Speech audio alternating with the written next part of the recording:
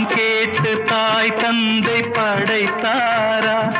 இல்லை என் பிள்ளை என்னை கேட்டு பிறந்தானா? தெய்வம் செய்த பாவம் இது போடி தங்கச்சி, கொன்றால் பாவம் தின்றால் போச்சு இதுதான் என் கட்சி.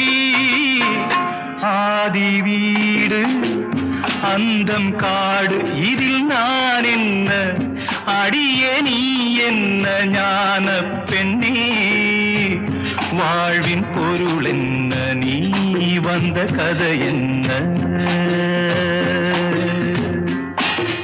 தெய்வம் தந்த வீடு வீதி இருக்கு, தெய்வம் தந்த வீடு வீதி இருக்கு.